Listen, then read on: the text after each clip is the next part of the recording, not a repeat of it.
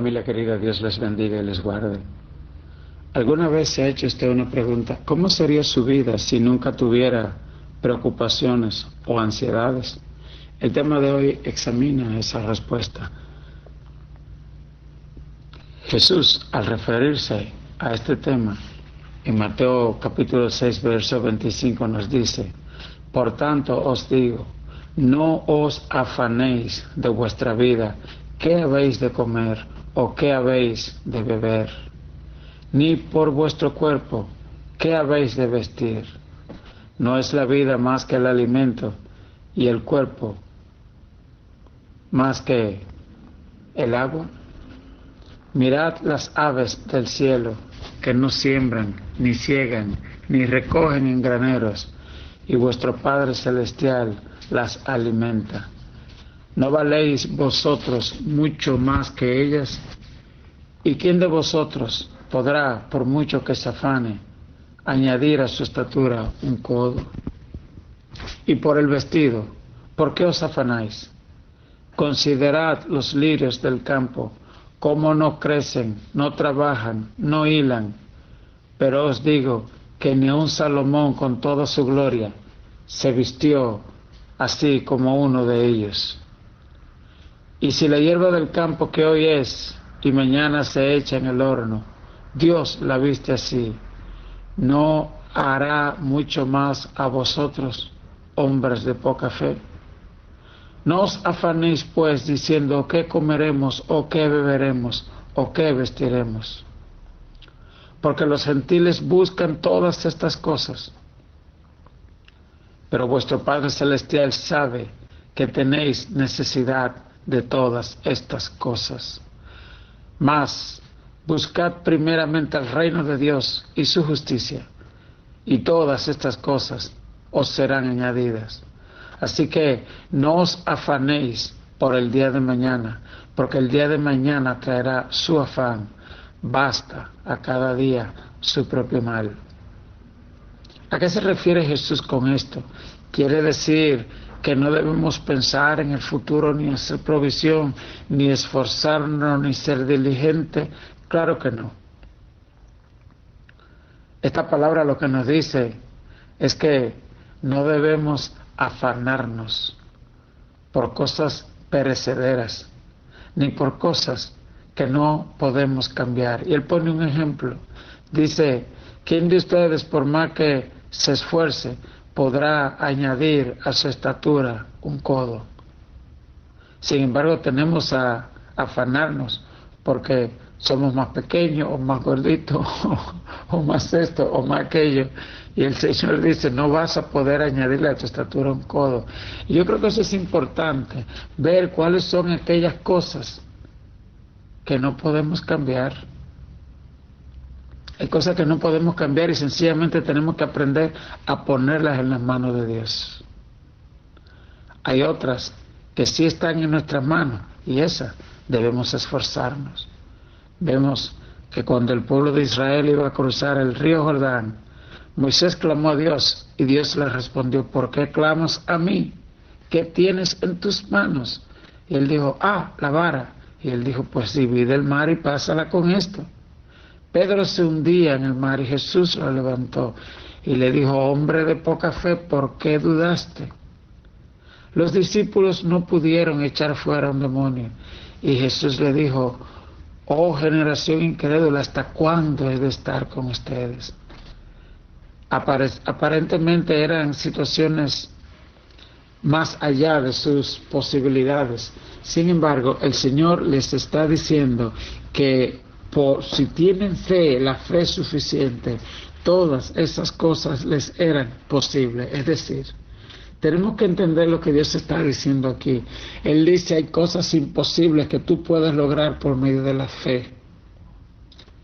Y dice también: y hay cosas en las que tú no puedes lograr, están fuera de tu alcance, y tienes que confiar que están en las manos de Dios.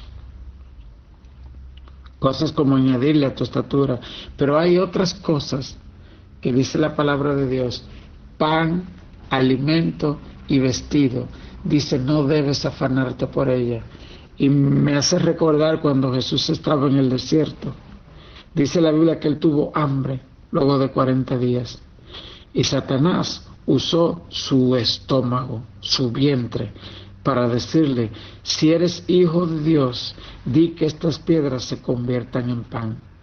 ¿Cuántas veces Satanás ha utilizado la misma trampa para hacernos creer que si perdemos el trabajo, que si nos falta aquello o que si nos falta lo otro, vamos a morir del hambre? Y la Biblia dice: no he visto justo desamparado, ni su simiente que mendigue pan. Y la Biblia dice: el ángel de Jehová acampa alrededor del que le teme y lo defiende. Y la Biblia dice: gustad y ved que es bueno Jehová, dichoso el hombre que en él confía. Gustad y ved, dice la Biblia, que es bueno el Señor, pues nada falta a los que le temen. Y dice: pacientemente esperé a Jehová, y él se inclinó a mí y escuchó mi clamor, y me hizo sacar del pozo de la desesperación, del lodo cenagoso. Lo que está diciendo la palabra es que hay momentos que debemos saber esperar en Dios. Hay momentos cuando la mejor respuesta que vamos a tener de Dios es un no, como le pasó a su hijo amado cuando en Getsemaní oraba y decía: Señor, si es posible, pasa de mí esta copa. Pero no era la voluntad de Dios. Jesús mismo tuvo que esperar por 3 días en la tumba, y hubo una piedra que él pudo él mismo levantarse de entre los muertos, pero él no lo hizo, él esperó a su Padre.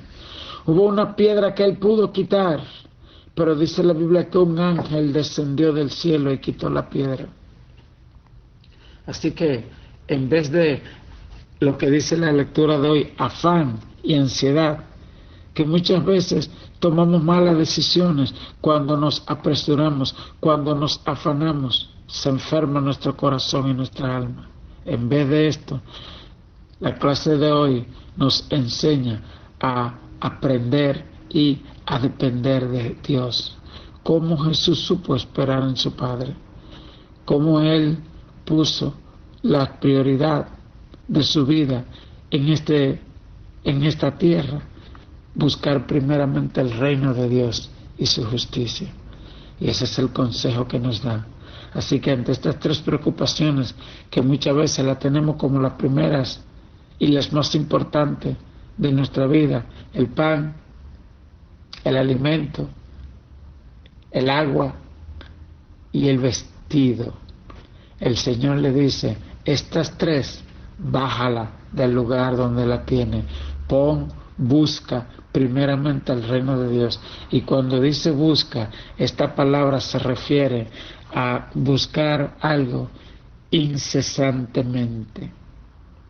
Es el mismo consejo que dice el libro Proverbios capítulo 1, cuando dice: hijo mío, si como a la plata la buscares, a la sabiduría, si como el oro lo deseares, entonces entenderás conocimiento. Es a eso que se refiere el Salmo 42 cuando dice: como el ciervo brama por las corrientes de agua, así clamo por ti, oh Dios, el alma mía. Mi alma tiene sed de Dios, del Dios vivo. Es a eso a lo que nos manda la palabra, a reemplazar toda ansiedad con una búsqueda de Dios, con que se establezca, dice: buscar primeramente el reino de Dios y su justicia. ¿Qué es el reino de Dios? La Biblia dice que cuando los demonios son echados fuera, cuando la ansiedad es echada fuera, cuando el temor es echado fuera y se establece la paz, el diseño, la voluntad de Dios en tu vida, es porque el reino de Dios ha llegado. El reino de Dios es cuando se le quita toda autoridad a Satanás y Él es rey, porque muchas veces aceptamos al Señor como Salvador, pero no como nuestro Señor. no como nuestro Rey. Y tenemos que aprender que el Evangelio no es solamente el Evangelio de la salvación, sino también el Evangelio del reino. El Evangelio del reino es cuando ponemos al Señor como Rey, como proveedor. Y tienes que saber que si Él es el Rey de tu tierra, en tu tierra no falta nada. Así como hay países muertos de hambre en esta tierra, hay países muy prósperos porque tienen buenos gobiernos. Tienes que aprender que si haces al Señor Rey de tu vida, nada falta a los que le temen. Dice la palabra de Dios: no he visto justo desamparado, ni su simiente que mendigue pan. A eso se refiere cuando dice busca primeramente el reino de Dios. Y cuando habla a la justicia de Dios, se refiere a estar en paz con Él, a estar justificado. La Biblia dice: procura con diligencia presentarte ante Dios como obrero que no tiene de qué avergonzarse. Así que a partir de saber hoy que las aves del campo, que la creación, que las flores, el Señor la viste y que envía su lluvia a su tiempo, tienes tú que preguntarte: ¿cómo cambiará mi vida de ahí en adelante? ¿Cuáles son aquellas cosas que me han estado afanando y que debo hoy dejar atrás? ¿Cuál es la decisión que debo tomar para considerar el reino de Dios como prioridad máxima? Padre Celestial, echo sobre ti toda ansiedad y preocupación con la que he cargado buscando mi propia felicidad y bienestar. Gracias por considerarme valioso.